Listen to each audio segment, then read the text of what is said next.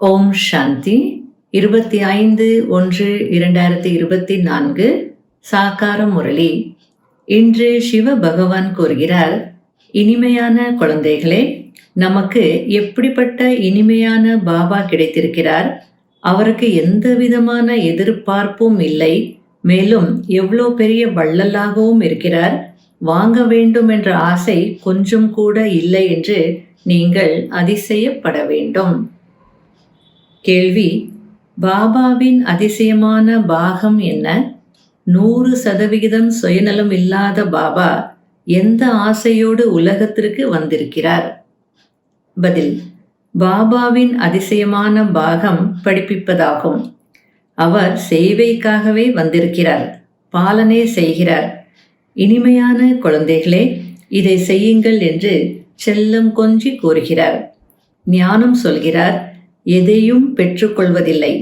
100% சுயநலமற்ற பாபாவிற்கு நான் சென்று குழந்தைகளுக்கு வழி சொல்ல வேண்டும் என்ற விருப்பம் ஏற்பட்டது. உலகத்தின் முதலிடை கடையின் செய்தியை சொல்ல வேண்டும், குழந்தைகளை குணவானாக ஆக்க வேண்டும். இதுதான் தந்தையின் ஆசை. ஓம் சாந்தி. இனிமையிலும் இனிமையான ஆன்மீக குழந்தைகளுக்கு எப்படிப்பட்ட தந்தை கிடைத்திருக்கிறார் என்றால், எதையும் பெற்றுக்கொள்ளாத, எதையும் உண்ணாத ஆன்மீக தந்தை கிடைத்திருக்கிறார். எதையும் அருந்துவதும் இல்லை. அவருக்கு எந்த ஒரு ஆசையோ அல்லது எதிர்பார்ப்போ கிடையாது. ஆனால் மனிதர்களுக்கு ஏதாவது ஒரு ஆசை கண்டிப்பாக இருக்கும். செல்வந்தராக ஆக வேண்டும், இன்னாராக ஆக வேண்டும் என்ற ஆசை இருக்கும். பாபாவுக்கு எந்த ஆசையும் இல்லை. அவர் அபோக்தா, அதாவது எதையும் அனுபவிக்காதவர். எனவே குழந்தைகள், நாம் யாருடைய குழந்தைகள் என்பதை சிந்திக்க வேண்டும்.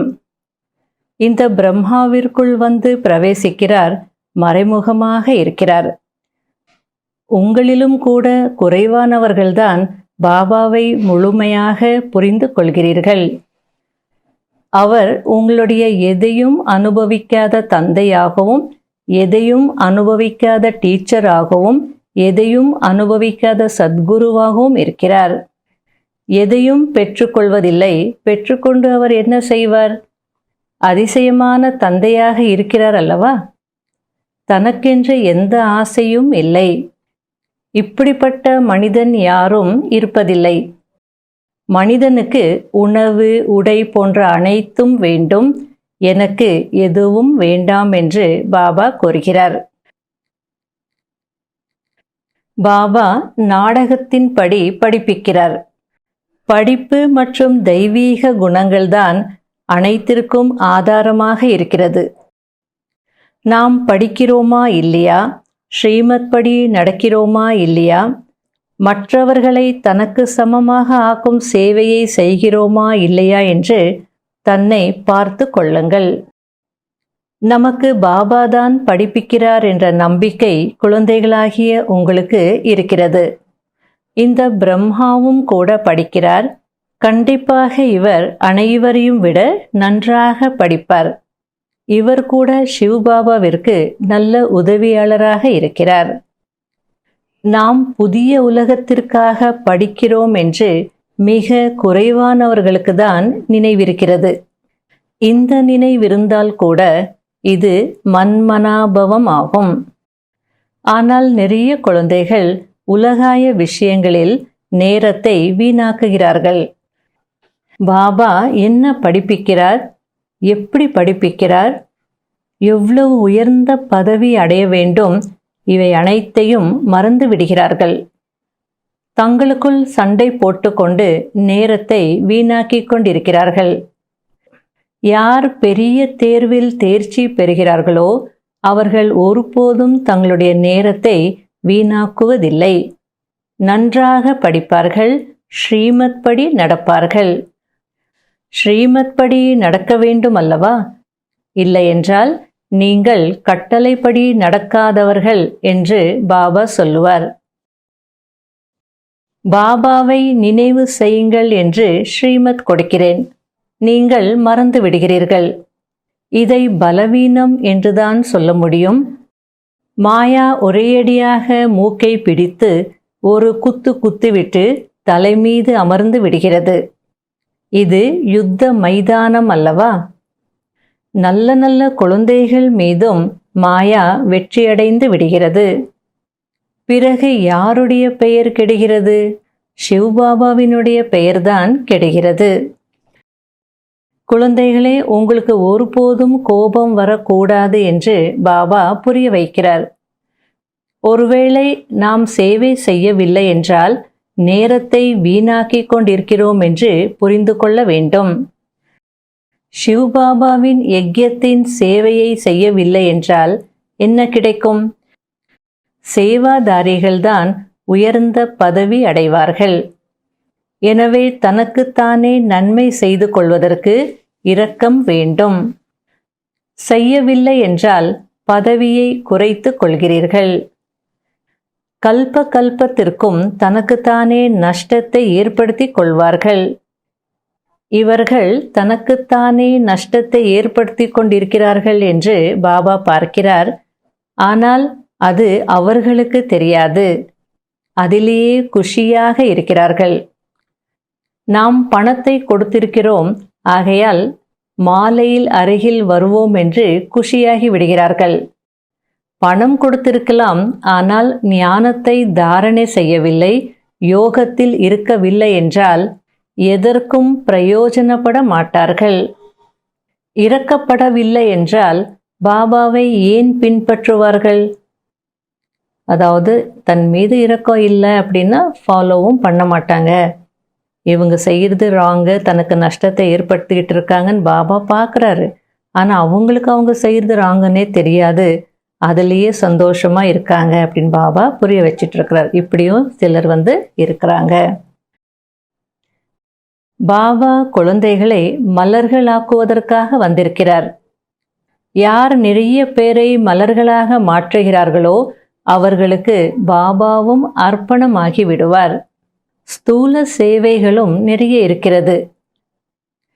பாபா பண்டாராவில், அதாவது சமையலறையில் சேவை செய்யக்கூடியவர்களை நிறைய மகிமை செய்கிறார். அவர்களுக்கு நிறைய பேருடைய ஆசீர்வாதம் கிடைக்கிறது. யார் எவ்வளவு சேவை செய்கிறார்களோ அவ்வளவு அவர்களுக்கு அவர்களே நன்மை செய்து கொள்வார்கள்.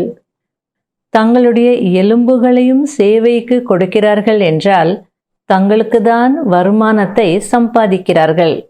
மிகவும் அன்போடு சேவை செய்கிறார்கள். யார் பிரச்சனை செய்கிறார்களோ அவர்கள் தங்களுடைய அதிர்ஷ்டத்தை கெடுத்து கொள்கிறார்கள். எனவே முழு நாளிலும் நான் எவ்வளவு சேவை செய்கிறேன் என்று தன்னைத்தானே கேட்க வேண்டும். நிறைய குழந்தைகளுக்கு சேவை இல்லாமல் சுகம் கிடைப்பதில்லை. அதாவது சில குழந்தைகள் சேவையே செய்யறதில்ல.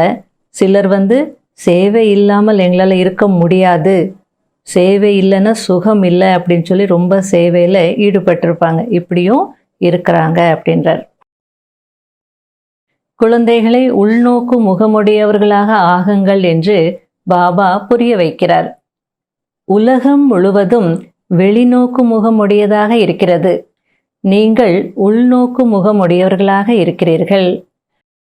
தங்களுடைய நிலையை பார்க்க வேண்டும், மேலும் மாற்றுவதற்கும் முயற்சி செய்ய வேண்டும். நல்லது.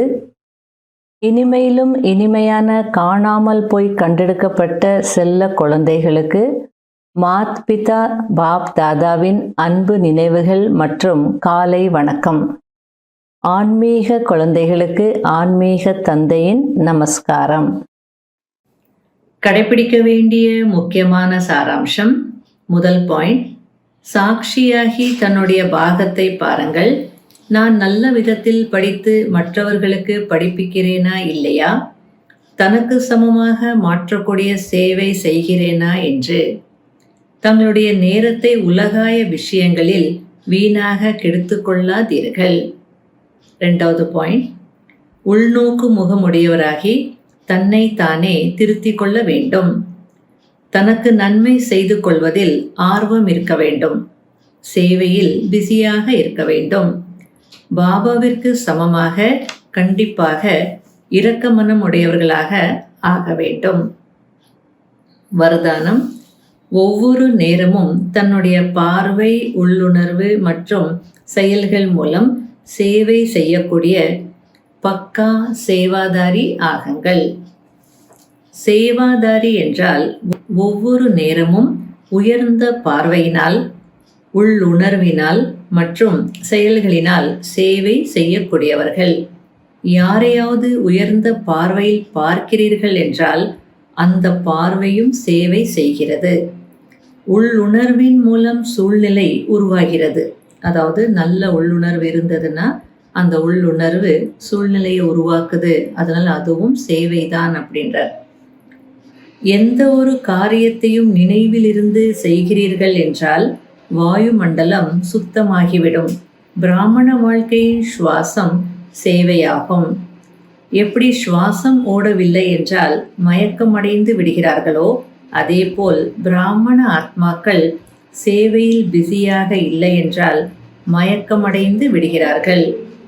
எனவே எந்த அளவு சிநேகம் நிறைந்தவர்களோ அவ்வளவே உதவியாளர், அவ்வளவே சேவாதாரி ஆகுங்கள். ஸ்லோகன்: சேவையை விளையாட்டு என்று புரிந்து கொள்ளுங்கள். அப்போது களைப்படைய மாட்டீர்கள். சதா லைட்டாக இருப்பீர்கள். ஓம் சாந்தி. இன்றைய அவ்வியக்த சமிகை: சதா டபுள் லைட் நிலையில் இருக்கக்கூடிய நிச்சய புத்தியுடையவர்கள் கவலையற்றவர்களாக இருப்பார்கள். பறக்கும் கலையில் இருப்பார்கள். பறக்கும் கலை என்றால் உயர்ந்ததிலும் உயர்ந்த நிலை. அவர்களுடைய புத்தி என்கிற கால்கள் பூமியில் இருக்காது. பூமி என்றால் தேக பற்றிலிருந்து விடுபட்டு இருப்பது. யார் தேக பற்று என்கிற பூமியிலிருந்து விடுபட்டு இருக்கிறார்களோ அவர்கள் சதா ஃபரிஷ்தாவாக இருப்பார்கள். அவர்களுடைய தொடர்பில் யாரெல்லாம் வருகிறார்களோ அவர்கள் சிறிது நேரத்திற்காவது குளிர்ந்த தன்மையையும் அமைதியையும் அனுபவம் செய்வார்கள். ஓம் சாந்தி.